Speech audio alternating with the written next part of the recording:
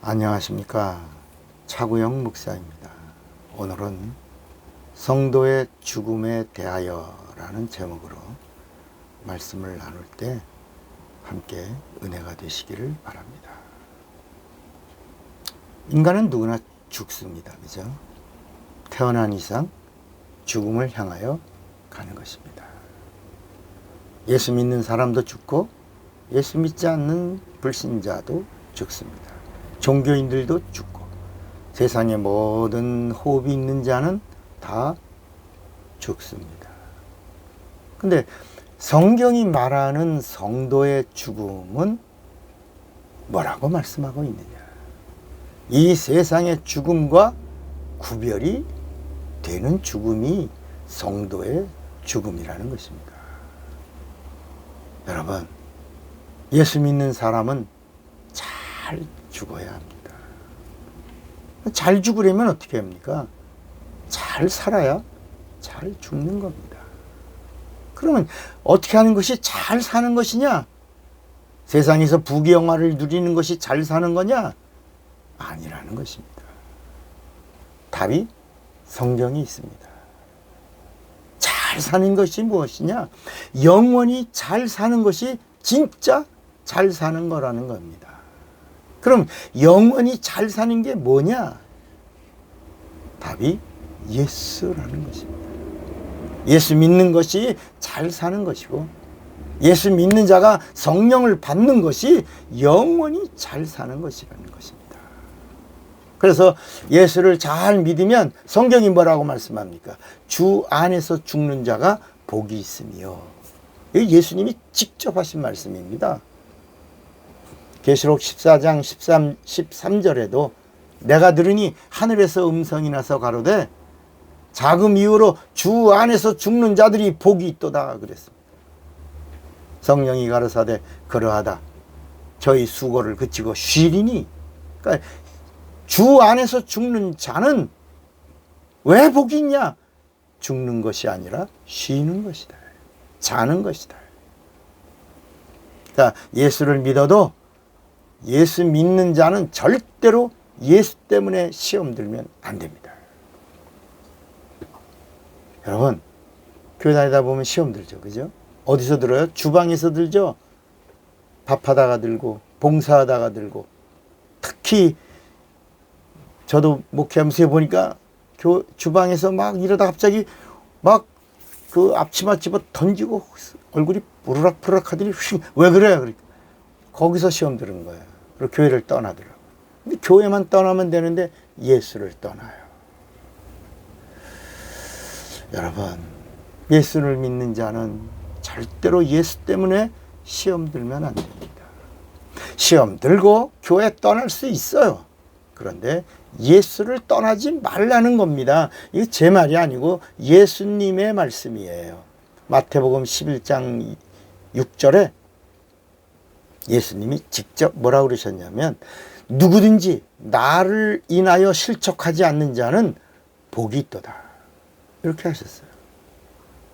예수님도 예수 믿는 사람들이 막 실족하고 시험 들고, 요한복음 6장에 보면 70명의 제자가 예수님 말씀 때문에 시험 들어 떠나요.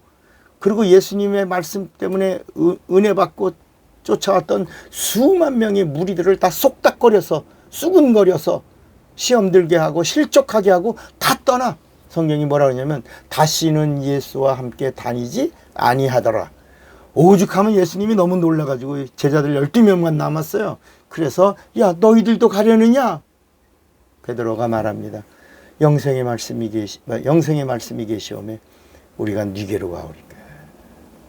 여러분, 예수 믿는 자는 절대로 시험에서 승리하셔야 합니다. 봉사를 해도 시험이 오면 바로 멈춰야 합니다.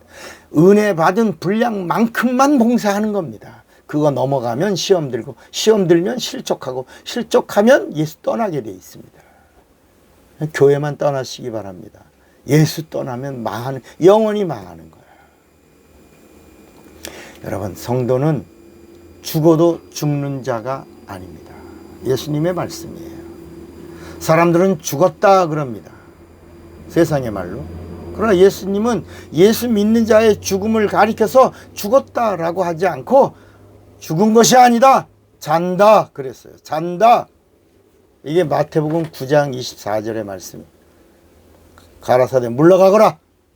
이 소녀가 죽은 것이 아니라 잔다 하니까 사람들이 죽었는데 하고 비웃더라. 마가복음 5장 39절에도 들어가서 저희에게 이르시되 너희가 어찌하여 권하며 우느냐, 이 아이가 죽은 것이 아니라 잔다 하시니.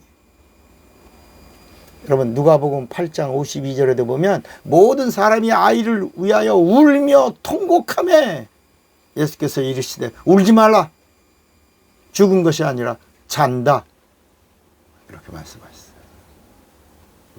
여러분, 성도 예수 믿고 성령 받은 사람입니다. 예수 믿는 사람. 성도는 죽는 것이 아니라 자는 것입니다.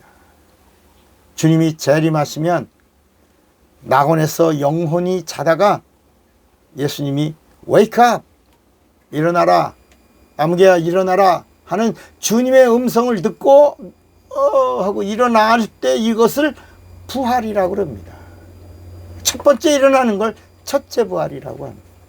그러니까 성도는 누구냐? 첫째 부활에 참여하는 자입니다.